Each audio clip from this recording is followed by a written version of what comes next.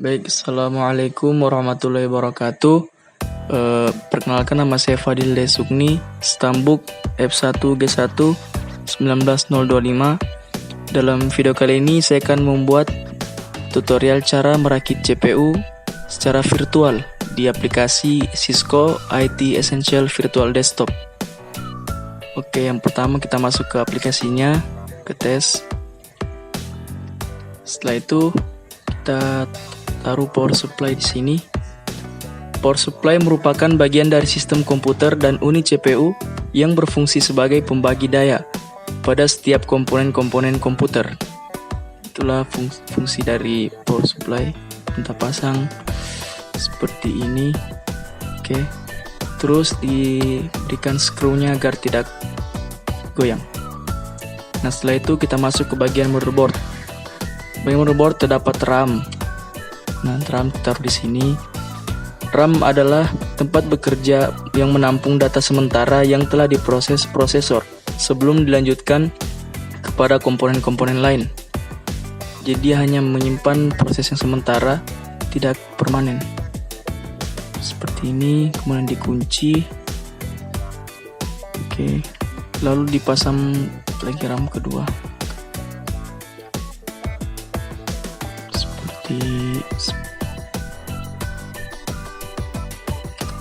Seperti ini, kemudian dikunci. Oke, setelah itu ada prosesor. Prosesor adalah salah satu komponen inti yang terdapat dalam CPU. Sebab jika tidak ada prosesor, kemungkinan perangkat komputer tidak dapat bekerja sama sekali. Oleh sebab itu, banyak yang menyebutkan bahwa prosesor adalah otak dari komputer. Jadi prosesor di sini adalah sebagai inti dari dalam komputer. Kita pasang, terus kita kunci seperti ini. Kemudian kita berikan thermal compound. Thermal compound di sini berfungsi untuk membantu disipasi thermal prosesor melalui heatsink.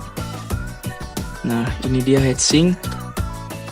Heatsink adalah kipas tambahan yang membantu membuang udara panas dari dalam CPU komputer agar kinerja dari prosesor tersebut lebih optimal. Kita pasang kabelnya. Oke, setelah itu kita install motherboardnya ke dalam CPU. Seperti ini. Dan tambahkan skru begitu ya.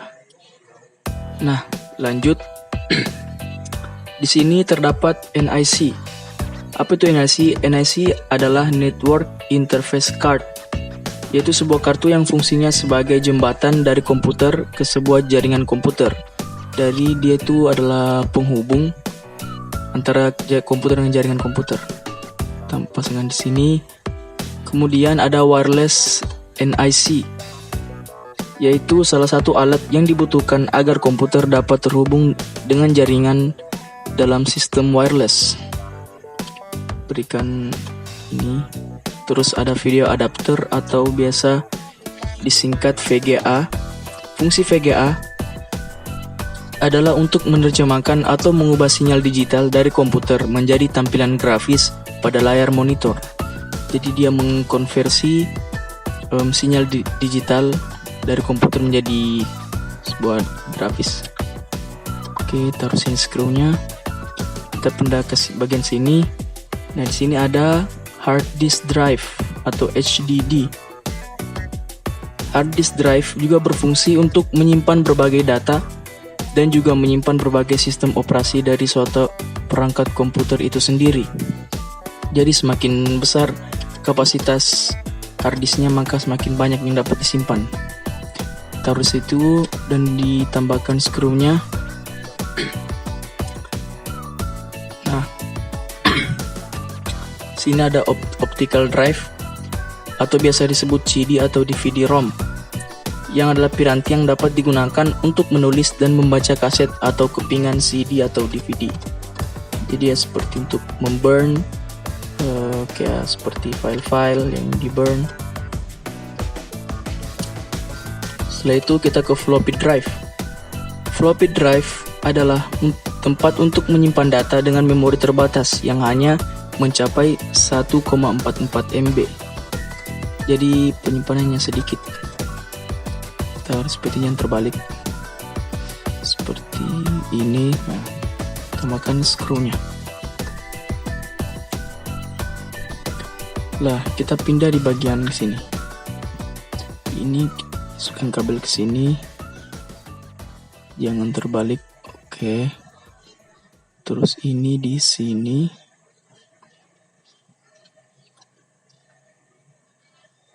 Seperti ini, oke. Ini di sini. Kemudian ini di sini. Jangan terbalik. Oke, seperti ini. Kemudian ini, oke. Nah, ini peta kabel adalah kabel yang digunakan untuk menghubungkan perangkat penyimpanan seperti HDD, CD-ROM, DVD-ROM, dan DCRW. Oke, seperti ini. Kemudian ini di sini. Seperti ini.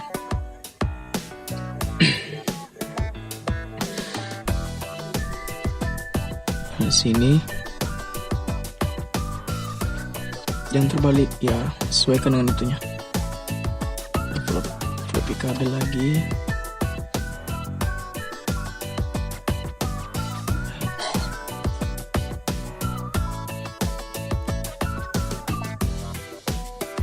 Aduh.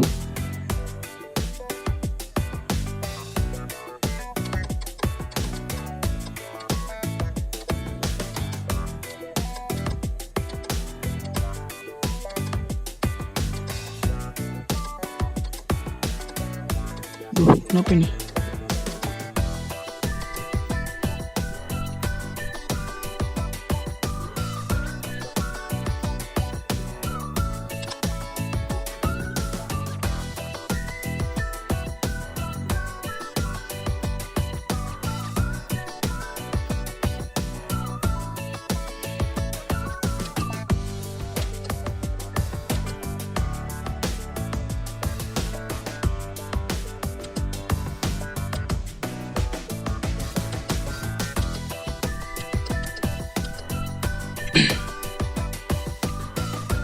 Satu floppy kabel.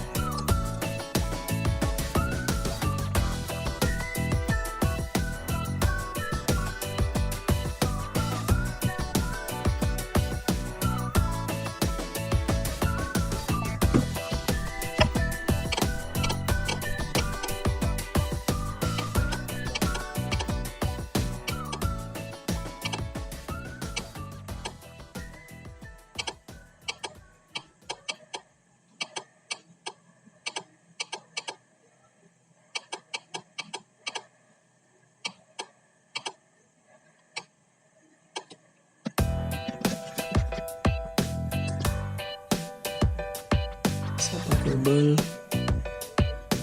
Oke. Ini di sini.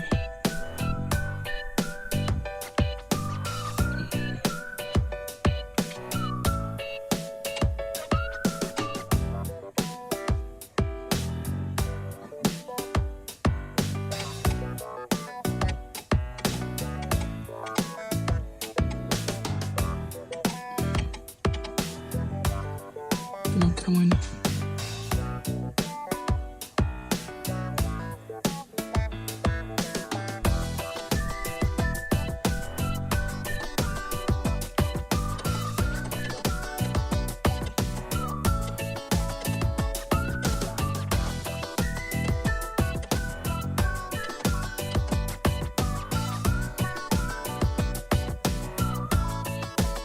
Tadi tuh ininya di sini.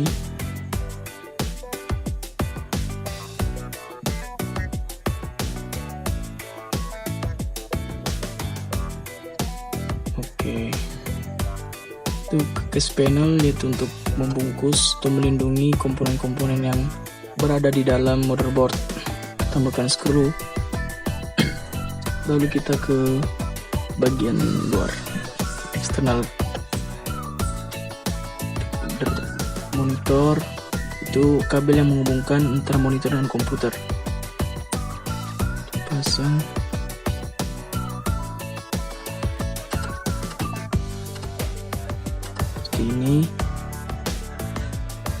Kemudian kabel keyboard,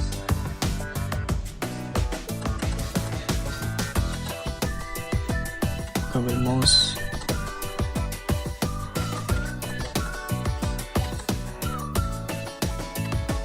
kabel USB untuk menghubungkan antara perangkat keras lain seperti Android,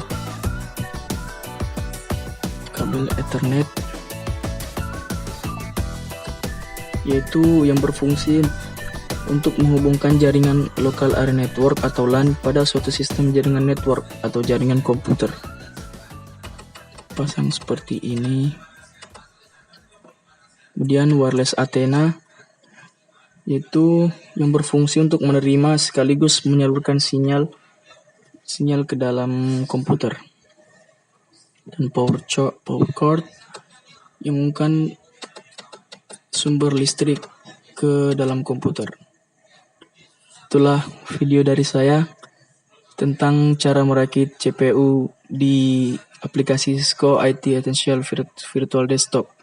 Lebih dan kurangnya mohon dimaafkan. Wassalamualaikum